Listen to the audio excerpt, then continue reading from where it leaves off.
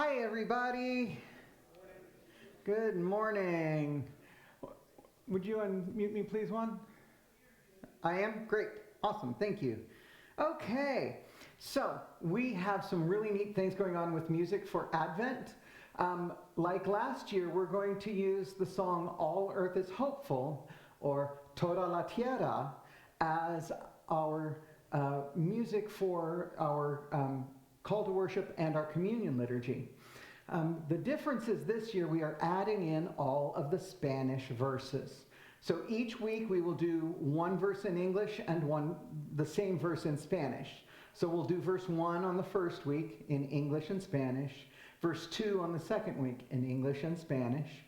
So, Juan, if you would go to the next slide. My batteries are dead on my clicker. There we go. Oh, cannot see that. Yep. Where's the... Close the curtains.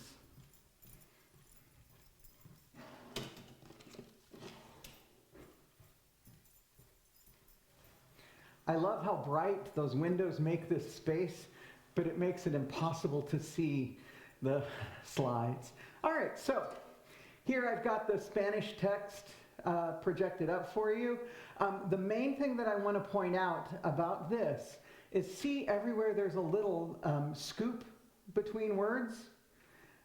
That means that those two syllables are combined into one. So, like at the very beginning, Toda la tierra esperal Salvador. You hear esperal. So it all gets smushed together whenever you see one of those little things. But you all remember this tune, right? Yeah, it's one we've done many times. So you'll find the Spanish very easy to pick up. Let's pull out your hymnals and let's sing the first verse of it in both English and Spanish. 266, right? Yep, 266.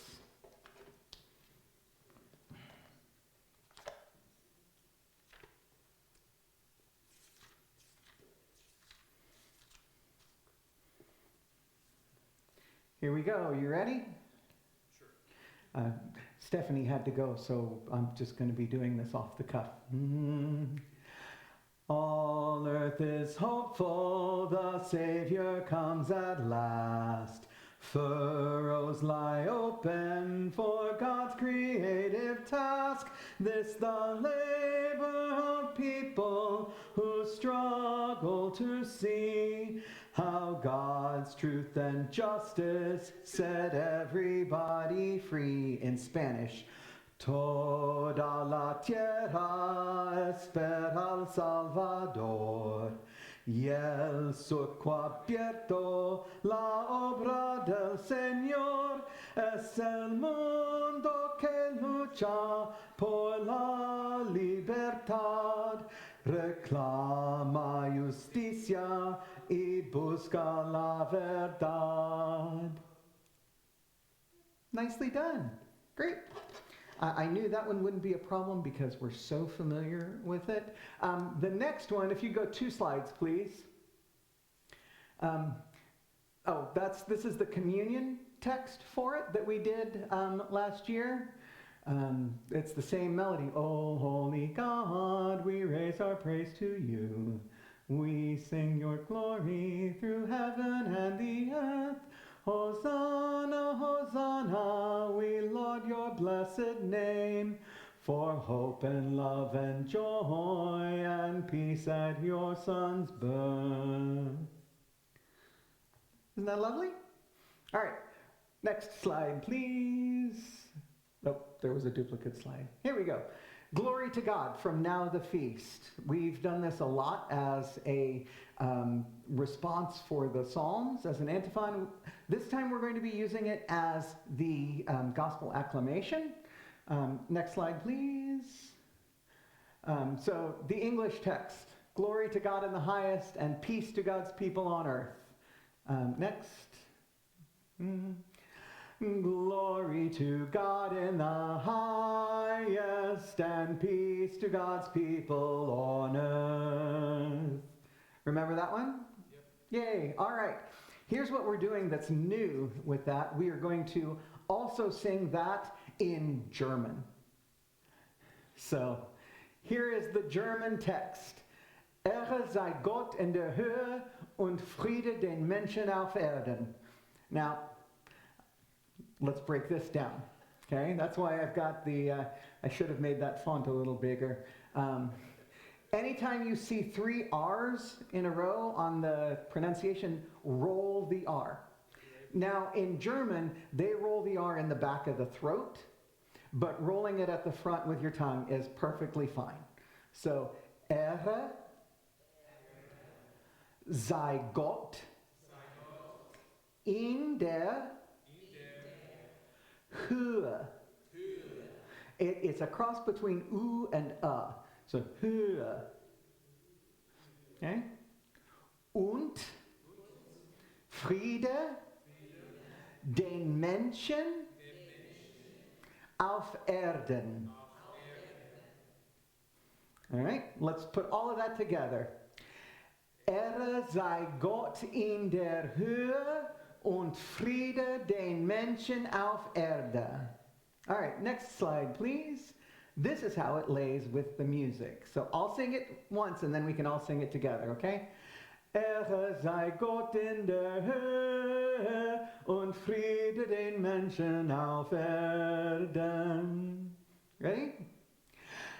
Ehre sei Gott in der Höhe und Friede den Menschen auf Erden. Et voilà. You've got it. Wonderful. Thank you. I pass it back to you. Hope you all enjoyed that. That's a good little preview to what we'll be discussing today. Session 1 of my 6-part series is called The Meaning of Advent. When does Christmas start? When does it end? So, for your visual pleasure, I have before you calendar of the year, right?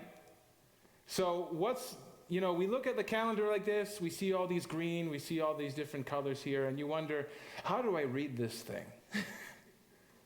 So, best way to think of it is in the Christian liturgical tradition, different from what you probably read in the Bible, right? There are 2 we call mysteries. Does anyone want to take a gander as what the word mystery means here? What does mystery mean? Miracle. A miracle, that's one of them, right? What else? Mystery. When you hear mystery, what does it sound like? Unknown. Unknown, right? Anybody else? Something to figure out. I like that. That's getting closer. So mysteries, whenever you hear that it's a fancy liturgical term that basically means it is something that is being unveiled by God. And in particular, when we're talking about the mysteries of the faith, it is God's salvation that's being revealed through Jesus. So when I say the mysteries of the faith, in the Christian tradition, we have what's known as primary mysteries, secondary mysteries. Primary mysteries, this is easy. What do you think are the primary mysteries of the faith? Christmas and Easter, right? Jesus is what? Birth and death. Birth and death. The guy, and don't forget about his life. It's not there. Forget about it. So that's the best way to think of our calendar. Our liturgical calendar every year basically rotates around these 2 primary mysteries, Jesus' death and then his birth. Sometimes we like to think about it as his birth first and then his death, but actually it's his death first and then we think of his birth. So here's the good question is, where on this calendar is Jesus' resurrection? Which one? This one? White on the right. This one? Below the purple. This one. 3 days after that. All right. Who thinks it's this one? 1, 2, okay. Who thinks it's this one? Nobody? Anybody thinks this one? Thank you. Yes. So we have Transfiguration, 5 Sundays of Lent. 1, 2, 3, 4, 5. This is wrong. This should be pink. All right, this should be red because this is Passion Sunday, and then this is Easter. This is the Easter season. So if you were here for Godly Chat, then you would know this is Christmas then. You have 4 Sundays of Advent. You have Christ the King Sunday today, 4 Sundays of Advent, and then the Christmas season. So, Christmas is very interesting. Unlike most festivals of the year, Christmas is never, regardless of what day of the week it is, it's never transferred. You know, sometimes in festivals of the year, like if you're going to celebrate like Mary Magdalene, any of the Apostles' days, Reformation Sunday is a good one, we sometimes put them on a Sunday. It's called transferring the festival. Christmas is the only holiday where we don't really do that. And that's what makes it very unique in the whole Christian tradition. And we'll get to that later on in the class. But the Christmas cycle is what we call this part of the mysteries. The Christmas cycle essentially begins on Christmas Eve and ends on Epiphany, right? So that is how many days?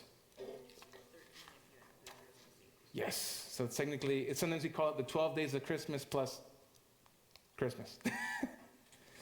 So the history of celebrating Christmas has changed all throughout the history of the church.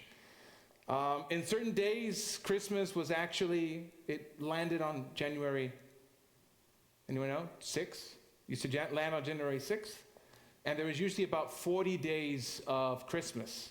And the 40 days of Christmas ended on, it's called presentation, the presentation of our Lord, February 2nd. So in other traditions, like the ones in our Lutheran tradition, we have it a little different. Christmas falls on the 25th and ends on Epiphany, so that's 12 days of Christmas. Is the 40 days what the Orthodox still do? No, the 40 days it's very interesting. 40 days is celebrated Latin America. You know, if you ever heard of the Rosca de Reyes, 3 Kings cake that you have on Epiphany, the month later, you're supposed to bring the tamales if you get the baby, right? And that's actually, it's not really a month, it's technically 40 days. On presentation, you bring the tamales. They do that from the 25th. Yes, yeah. So, okay. Advent. Does anyone know what the word Advent means? Beginning, right? Actually, it's a Latin word that means coming. Adventus. Adventus, the word Advent is actually not a Christian term. It's a pagan term. There was always, you have to remember, in the environment that Christianity came from, a lot of what we understand to be like the divine beings, heavenly beings, right, were everywhere. Anybody could be a heavenly being. Your mother could birth you and your dad could have been a god, right? So Adventus, the coming of a divine being, is not unfamiliar to any Greco-Roman notion. The Christian church eventually took that because we wanted to emphasize 2 different ideas in Advent. The first idea is we're preparing for the coming of our Savior Jesus Christ, right? His birth, his yearly incarnation in our hearts. The second one is we're preparing for the second coming of Christ, sometimes called the parousia. You ever heard of that fancy term, parousia, before? It's a Greek term. It literally just means the coming again. And so you might wonder, when did Advent start? What are some, dates I can throw at you? So there is a couple of kind of research trajectories as to when Advent started. So it's possible that these days of Advent began from about the 4th to the 6th century. You have 2 major traditions. One is Advent started as a 40-day fast. It started as a period that was similar to Lent. And that really was a practice that happened in Gaul and in Spain, so France and Spain. And Advent then started as early as November 11th, sometimes known as St. Martin's Day, which is Martin Luther's birthday also. Now in Rome, in the city of Rome, in liturgical studies, Rome is very important because a lot of the liturgy that we have, even as Lutherans, Episcopalians, Methodists, come from the liturgies that were practiced in Rome. And so in Rome, they didn't have this practice of a 40-day fast. Actually, they thought Christmas was kind of the stepping stone to Easter. It's like it was considered a minor feast for almost about, essentially, we can say 5 centuries before the real idea of having the Advent season as like 4 Sundays finally solidified. Advent was typically seen as a period at this time, this first, you can say, first 4 centuries of the church, as a period to prepare for baptism. So it's just like Lent. So Lent, these 5 Sundays historically were a time in which people that wanted to be baptized were catechized. And they spent typically about 2 to 3 years essentially undergoing confirmation before being baptized on Easter Vigil. So you can imagine this was played out twice in a year. Once was on Easter Vigil. The second time was on Epiphany. Because in the early church, Epiphany used to be the date in which we celebrated the baptism of Jesus. So it wasn't just the wise king come in here, they bring their gifts of, frankincense, myrrh, and gold. It used to be in the early church, it was the baptism of Jesus. And so people would spend from essentially November 11th to Epiphany preparing for baptism and getting ready for that. By the time the 6th century comes to a close, most Christians at that time finally have Adventist 4 Sundays. I think they started realizing, well, this isn't a period for baptism. It's not a time for us to really, have an extended fast. It has to be a little different than Easter. So it took them another 100 years to figure out, well, let's just try a 4 Sunday thing. So by 1000 AD, the dates of Advent and Christmas were basically set. So when do we know the start of Advent? Let me give you a little hint. Advent always begins the Sunday after the Feast of St. Andrew. Who knows the date of the Feast of St. Andrew? November 30th. So November 30th is that marker that says, if Sunday falls on November 30th or it goes after that, then Advent begins after that. And then that's, then after that Christmas is obviously December 25th, period. So let me go to the lectionary readings. There's some other information that's in here about the history of the medieval church. There's basically what I told you is about the same thing that happened. In the medieval church, not only did you have 4 Sundays, but one of the Sundays was actually known as a Rose Sunday.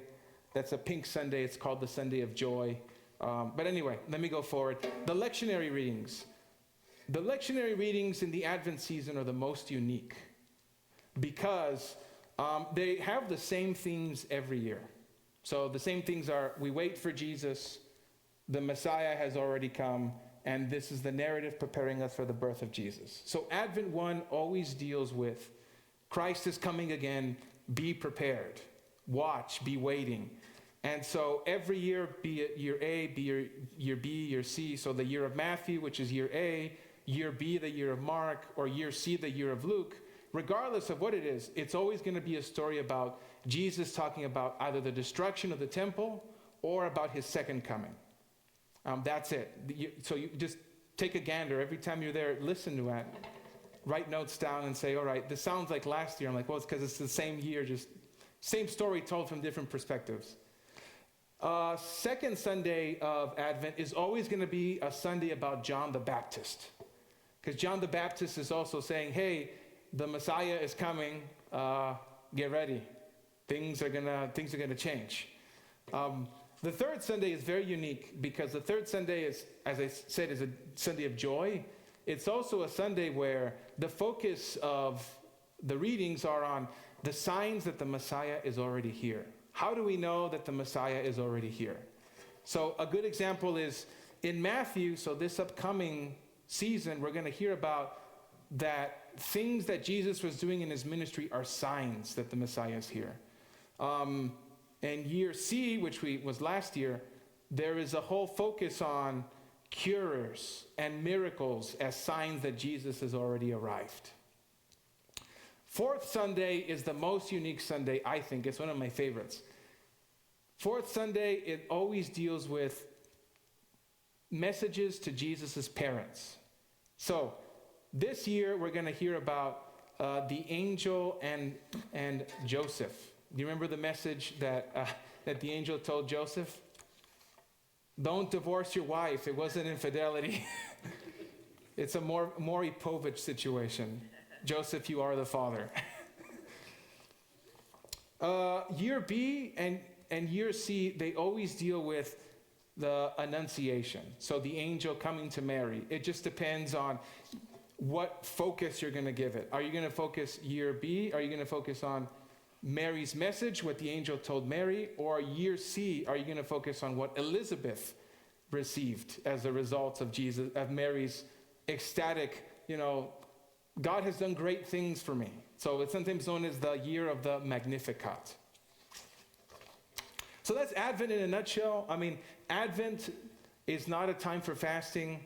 It's really a time to focus on the birth of Jesus, who Jesus is, and really, when will Christ come again?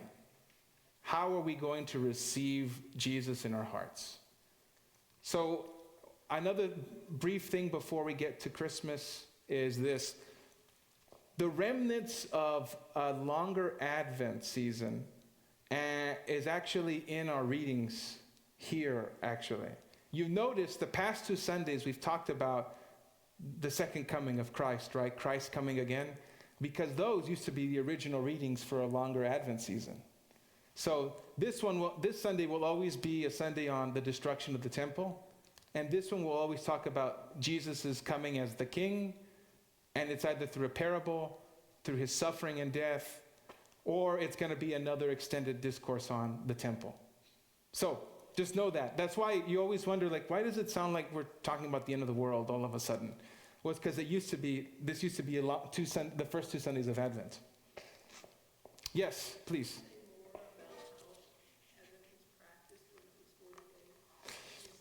Yeah, so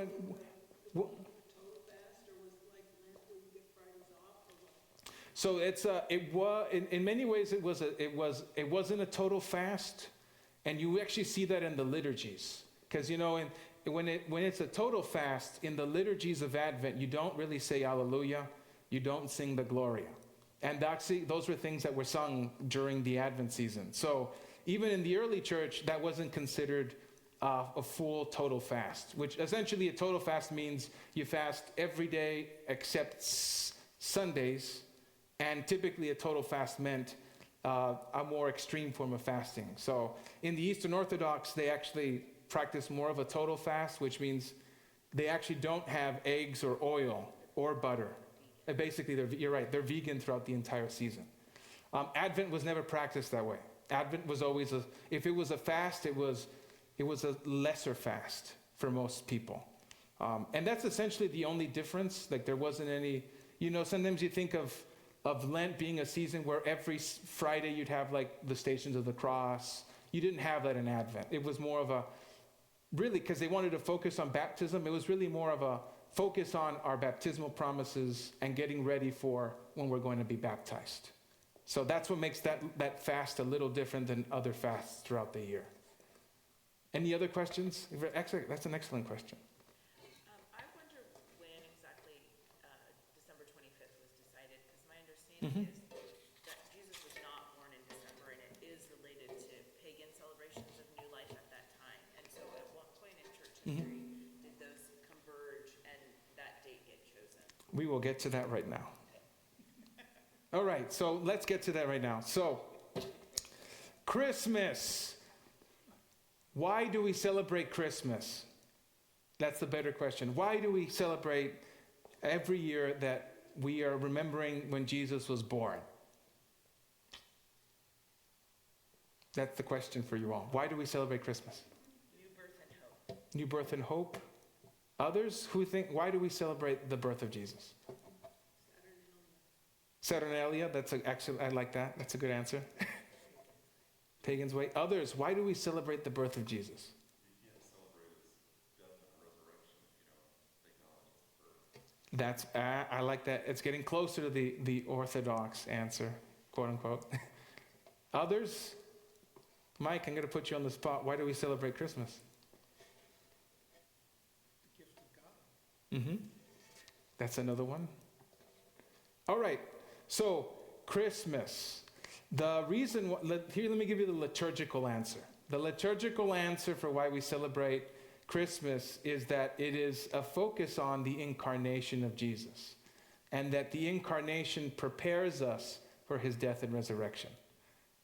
who Jesus is and what Jesus has done cannot be separated from his death or his birth. So, that being said, how did we land on December 25th? Because clearly there was no shepherd. The shepherding doesn't happen in December in Palestine. That's just a fact. So, Christmas was first celebrated on December 25th in the year 336. 336. When was Jesus born? 0 to 3 BC, right? Like that's what, a full 3 centuries afterwards. So, initially, the festival of the birth of Jesus was not a focus on the infant child. I think the early church didn't really care about the infant Jesus. They just said, they were more focused on what kind of God do we have, and how is our God different from the pagan gods, or how is our God different from other sects of Christianity that are telling us that Jesus isn't fully God, he's just a little mini God. So, really, when we get to the actual date of December 25th, there's a couple of reasons why it could be Saturnalia, but it could also not be Saturnalia. So, Saturnalia, if no one really knows, if you don't know what it is, it's a Roman holiday. It's similar to the holiday of Sol Invictus, which is a Roman holiday that was celebrated on essentially the 25th of December, that celebrated the birth of the eternal Son. And so one theory is that Christians wanted to say, all right, we are starting to evangelize people in the Roman Empire. How are we different from the other gods? How can we make it so that as the nation is Christianizing, that people join our camp and not continue pagan? So one way, and one theory was Christians celebrated the birth of Jesus on the 25th because it was a counter holiday to the pagan holiday of Saturnalia and Sol Invictus. So basically they're saying, if the eternal pagan son is born on the 25th, actually Jesus, who is the Son of God, is born on the same day. His is more important. So that's one theory. The other theory is a very fascinating one. It's called the computation theory. Essentially, here's one way to think of it. Christians by the 3rd century considered Passover as this idea of the birth of the universe. The idea that when Jews celebrate the Passover, it's not just simply, you have the story of the Israelites escaping Egypt, but it's a narrative about the creation of the world, again, through God's liberation. So they started thinking, all right, if Passover, which falls typically on March 25th, is essentially the date of Passover, then we can computate 9 months prior, and we get to December. Somehow they got to December. From March. I know. It's the other way around. Yeah. 25th is 9 months after March 25th. Yeah, think about it that way. Yeah, that's what I meant. So think about it that way. So 9 months prior to March 25th is December 25th. And that's... You're saying it backwards. So that's what you know what I mean? Yeah. March 25th is 9 Yes. months before December 25th. That's what I meant. Yes. That's what I meant. So that is the way that they kind of determined the birth of Jesus. So that's the other theory is... It's gestation. Gestation. So think of it as the gestation period. So that means March 25th was when Jesus was conceived, and then 9 months after that is Christmas. That's one theory. I think most scholars will agree it's actually Sol Invictus. The other theory is not as plausible. There's just no early evidence for any of that. That's just, again, that was a liturgical theory that happened later. So, fascinating thing. In the medieval church, that's when we start to get, yes? So there's nothing to do with the solstice, or is that, I always thought as some of you did the solstice as a celebration. It does have to do with the solstice, but really it's more about the birth of the idea is actually more focused on the birth of the sun, again. The solstice it's kind of there, but really I think most of if you read some of the early church fathers, their real criticism is the idea of the rebirth of the birth and the rebirth of the Son. And they wanted to make that, the birth of Jesus, as a distinctive kind of character. So yeah, solstice is there, but really it's the birth of the sun is their idea. When the birth of the sun is S-U-N. Yes. Light. Yes. Okay, so then you've just finished your darkest day, Mm-hmm. and then the sun is coming back. Yes. Okay. Think of it that way. That's a good way. I Yeah. think it is. Mm-hmm. Mm-hmm. Okay. All right. Interesting stuff, right? Yeah. So in the medieval church, that's when we start to get this idea of the celebration on Christmas Eve and Christmas Day. So in the medieval church, you start seeing 3 different kind of set hours. If you remember, by this time, they have the Liturgy of the Hours, which is essentially a program of prayer throughout the day that's programmed according to 3-hour periods. So you have like Vespers, if you're of Matins, Nons, Vespers, those kind of what we call the hours. We as Lutherans only celebrate, if we do the hours, we do Matins, which is morning prayer, and Vespers, which is evening prayer. Sometimes we do Compline, which is like the night prayer, but we typically don't in church services. So the medieval church, they decided to start essentially dividing the celebration of Jesus' birth according to the hours, so that the earliest celebration was on midnight, sometimes known as a midnight mass, and it took on the character of called the Mass of the Angels. At dawn, at the dawn on Christmas Day, you had what's known as the Mass of the Shepherds, and then Christmas Day itself, like noon to later, was called the Mass of the Incarnation. And today, we actually celebrate a similar order. Usually on Christmas Eve, you actually have readings that are traditionally from the Mass of the Angels. Sometimes, you hear the full story of Jesus' birth, which is Jesus is born, then the angels are there, they sing glory to God to the highest, and then the shepherds come in, right? So we've typically, in most church pageants, you combine 2 masses into one service. So, but there are offerings in our Lutheran tradition to do one service solely on the angel's response, the other one on the shepherd's response and Mary's pondering of everything. And so that one's typically done at around essentially midnight.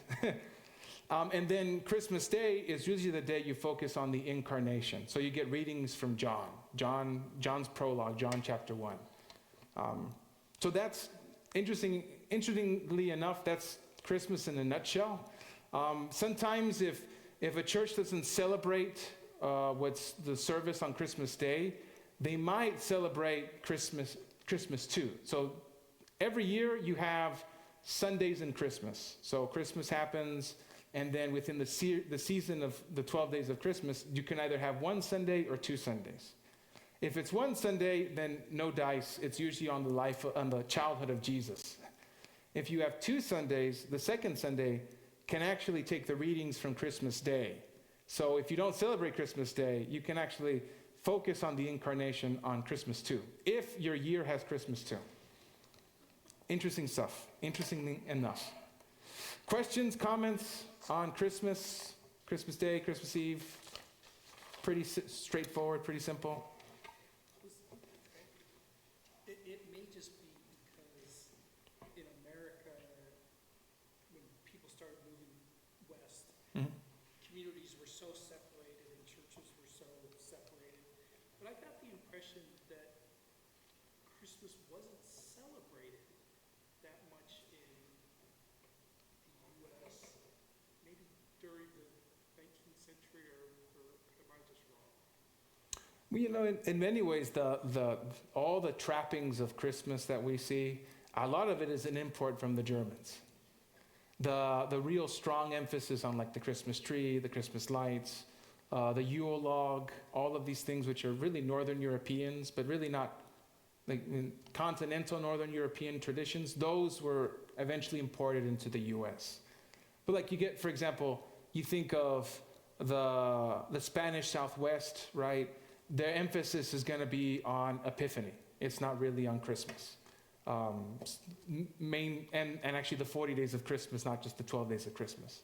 That's because in Southern Europe and the traditions that essentially were established in Latin America didn't have the Christmas tree, didn't have the Yule log. So there wasn't a big emphasis on Christmas. It was just a mass that you would attend to prepare you for the death of Jesus. So it was very much so a Roman. So essentially, traditions that came from the Roman Catholic Church to the New World preserved that older style of Easter. Christmas is kind of a stepping stone for Easter. It's really more the Northern European tradition that brought that stronger emphasis to Christmas Eve and Christmas Day as its own standalone tradition. But even there's more German Mm-hmm. influence and not so much an English influence. Exactly, yes. Yeah. So when most of the colonies, early Mm-hmm. 19th century, where we were still mostly English, as opposed to German immigrants came later. No, I mean, you had German immigrants in Pennsylvania for like quite a while. Yeah.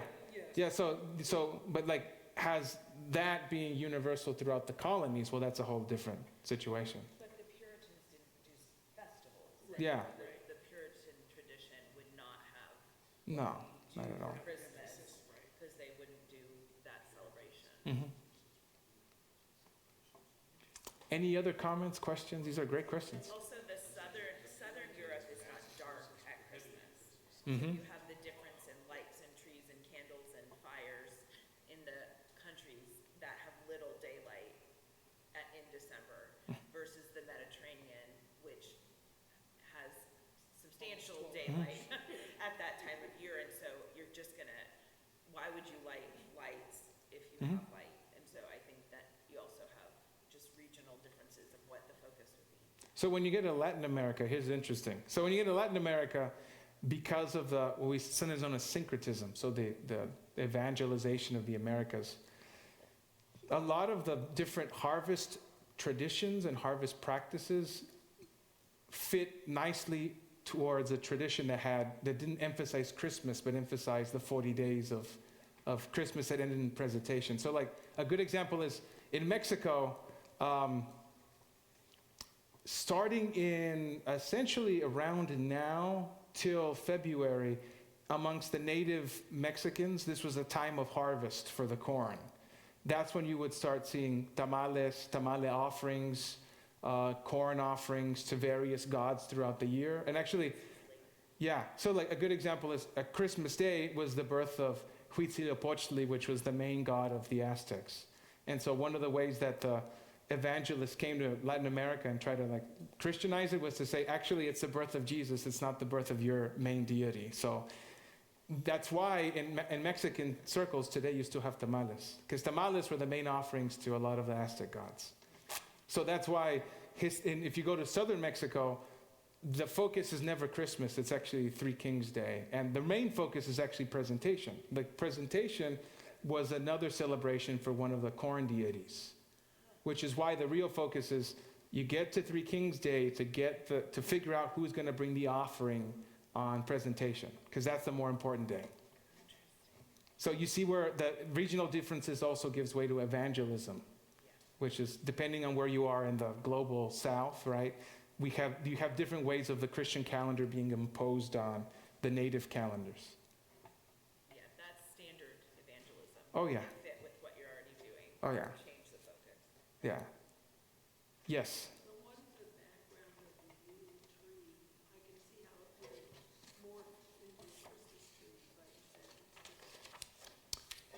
Yeah, so it's a pagan custom. Actually, anything that's Yule is pagan. Mainly because it's a Germanic custom of essentially the pre-Christian Germanic tribes had different ways of offering things to the solstice, to all the different solstice beings and the solstice energies that were there at the time. So again, what you'll notice is in the history of the church, most Christian evangelists, it was easier to take the traditions and try to reframe them in a Christian setting than try to do away with them entirely. You did have that in certain settings, like the Puritans were a good example. But all throughout Eastern Europe and Northern Europe in the 600s, 700s, 800s AD, you would have evangelists come there. And essentially what they would do is just impose a very light Christian frame, but allow them to have their traditions. A good example is the concept of hell. The concept of hell is not, it's not Christian. It's that the way that we have hell in the English language is actually a Germanic concept. It's not a Christian concept. You get, for example, what's another one that's pretty good? The Yule is actually an excellent example. It just blanked. Oh, there we go. So in the Eastern European countries that have the Cyrillic alphabet, right? That actually came from two Christian missionaries, Cyril and Methodius. And they came there because what they wanted to do is, how do we find a way to tell people about the Christian story in their own language? They said, well, we have to find a way to kind of communicate with them, but we just don't know their alphabet. And the Christian book, it's a written text. So they developed this whole, actually, alphabet, the Cyrillic alphabet.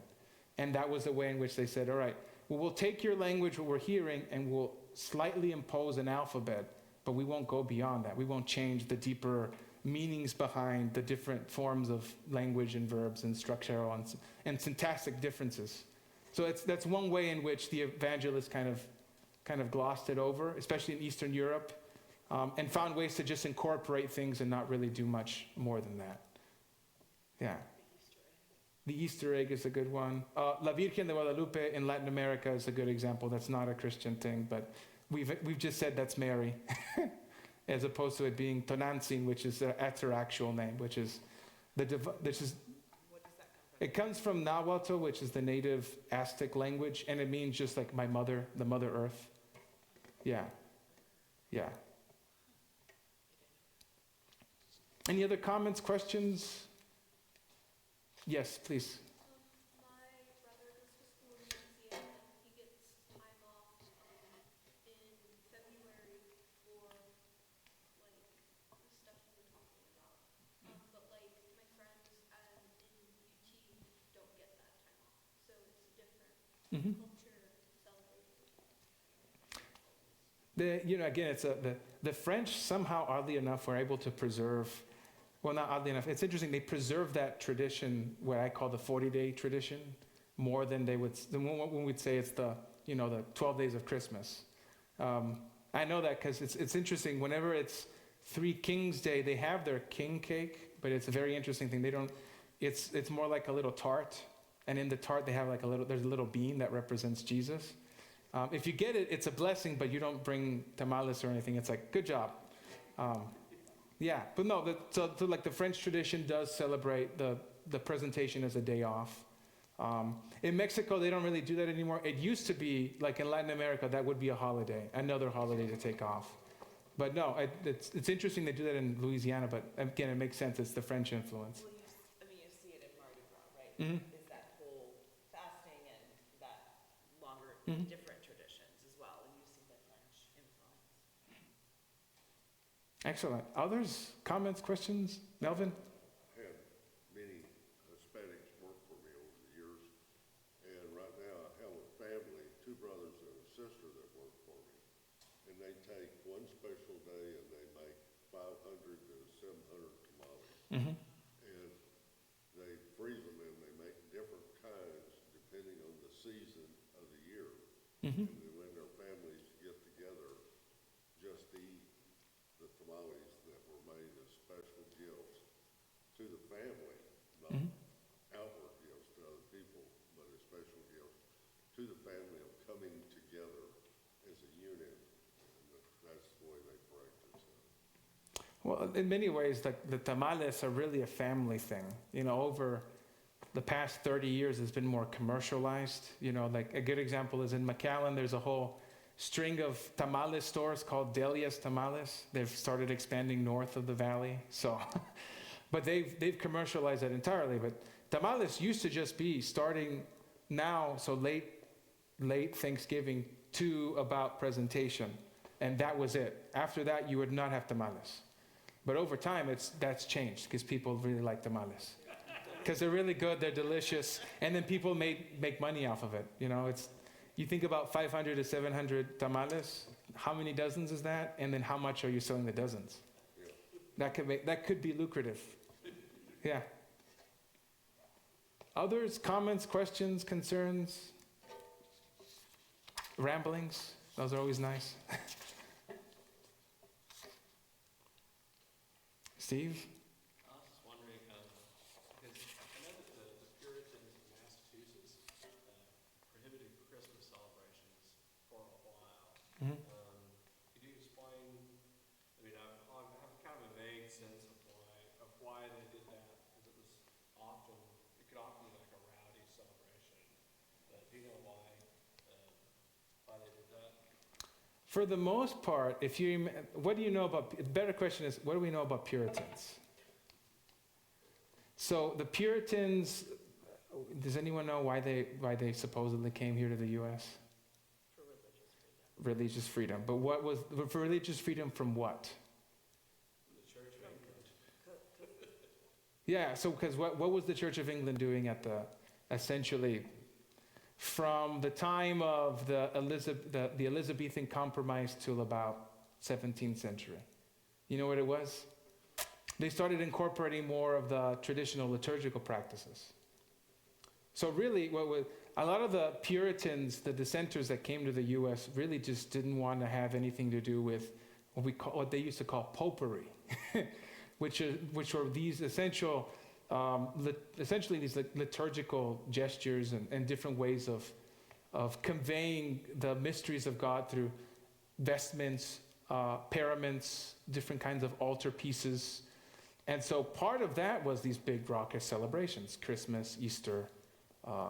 And so, I mean, in many ways it was to prohibit these kind of like, I don't know, drunken bacchanals from happening, which was very common in the time of Jesus. And in the time of the Puritans, sorry, my husband kind of confused me there.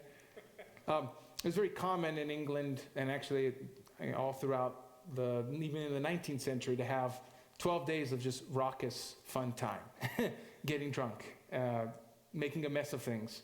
If you remember, the Puritan theology was, in the understanding of the Puritan mindset is the Calvinist mindset, which essentially said, we as human beings live in a covenant with God. And we don't live a covenant by ourselves, right? We as a community live in covenant with God. And the community isn't just a community by itself. It's a community that lives in a nation. So the nation has a covenant of God. It's these threefold covenants. So if I as an individual act in ways that are not Christian, not only am I breaking my covenant with God, but I'm breaking the covenant with my community and with my country. So there's a greater emphasis in Calvinist traditions and in Calvinist nations to really focus on purity and morality through laws and through different practices. And so that's one of the ways in which like the Puritan colonies thought, well, one way to make sure that we're all in right like relationship with God is to enact laws to ensure that we don't give any credence to opportunities of debauchery and bacchanal. So think of it that way. So that's why they prohibit it, because they're like, if one of us does something wrong, everything is out of whack. It's another reason why the Salem witch trials were somewhat popular. For a little bit, not too popular, but because the idea was you have a witch in the middle of the community that's despoiling the entire country. You got to excise that witch for their own benefit and for our benefit.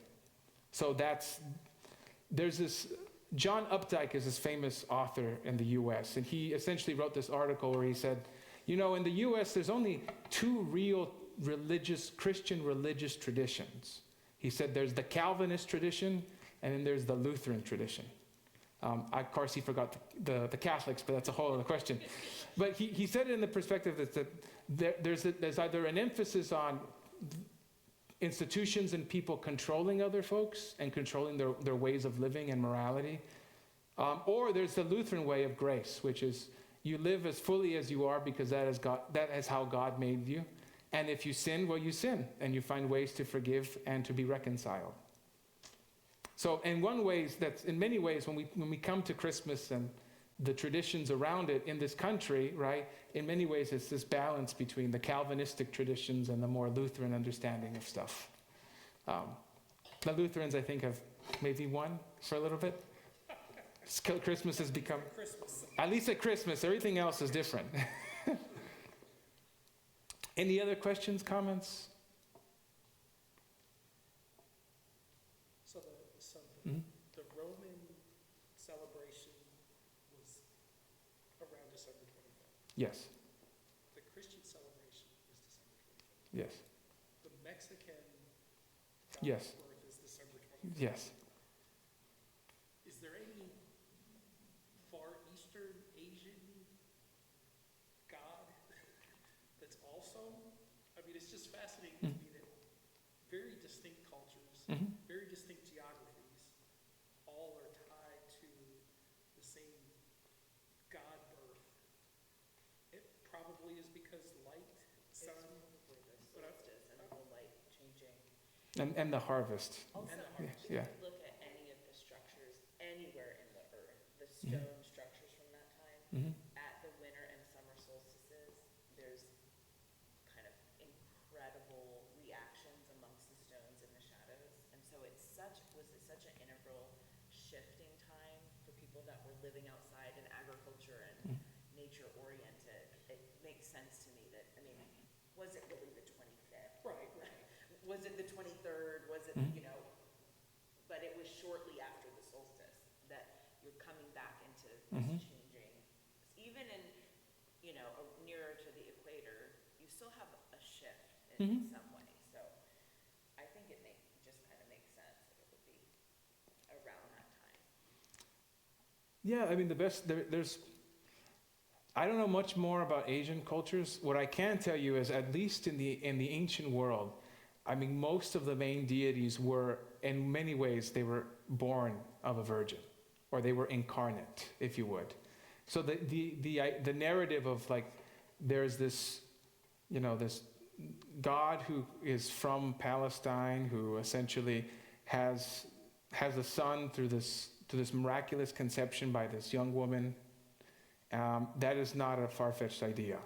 So, like, I know the date may be different, but, like, there's stories in Greece, there's stories in Egypt, there's stories in Persia, like all there are stories of gods being literally born from the conception between a divine male figure and a human mother. And so that's common. So the idea is common, but the date might be a little different. Yeah. Oh yeah. Mainly. Zeus is the main culprit. Any other comments? Are we good? All right, folks, I'll see you next week. The session is on what is a Messiah or the Messiah. It's a good session. Hope to see you all here.